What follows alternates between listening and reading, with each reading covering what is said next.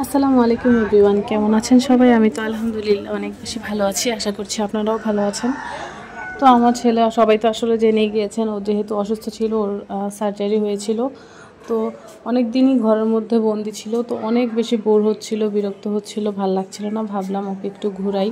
তো কোথায় আর ঘুরাবো, বেশি দূরে তো যেতেই পারবো না। তো বাসার সামনেই একটা সুপার শপ আছে, স্বপ্ন।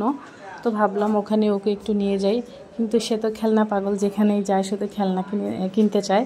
তো আমি বললাম যে না, আজকে তেমন কিছু কিনে দেবো না, যেহেতু ওর গলায় ব্যথা আছে। ও শুধু খাওয়ার জিনিসই কিনে দিব, ভালো কিছু জুস পেলে কিনে দিব, এটাই ভাবছিলাম। তো তাছাড়া তার অপারেশনের পর তার অনেকগুলি খেলনা হয়েছে, যেহেতু সে সবার কাছে গিফট চেয়েছিল, অপারেশন থিয়েটার যাওয়ার আগেও গিফট চাচ্ছিল। তো তার অনেকগুলো খেলনা হয়েছে, সেজন্য ভাবলাম আসলে এমন হয়েছে যে খেলনা রাখারই জায়গা পাচ্ছি না, সব জায়গায় শুধু খেলনা। তাকে যাই দেখাচ্ছিলাম, তার কিছু পছন্দ হচ্ছিল না। তো আমার পছন্দ মতো আমি জুসটা নিয়েছি। আর সে পরবর্তীতে যখন দেখতে পারলো আমি কিছু দিচ্ছি না, শেষে একটা ডোনাট চাইলো আর পেস্ট্রি, তো আমি দিলাম। সব কিছু তো আসলে না বলা যায় না, স্বপ্নর সাথেই যেহেতু টেস্টি ট্রিট ছিল, তো ওখান থেকে একটা পেস্ট্রি আর একটা ডোনাট দিয়েছিলাম। আর সে করলো কি, টুক করে একটা ওই যে স্নো স্প্রে নিয়ে নিল। এই হচ্ছে তার আবদার পূরণ।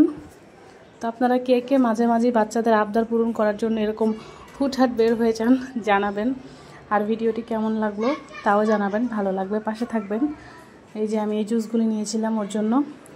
নিউট্রিলাইফ একটা জুসের সাথে, বড় একটা জুসের সাথে একটা গ্লাসও ফ্রি ছিল, সেই জন্য সে খুব খুশি ছিল।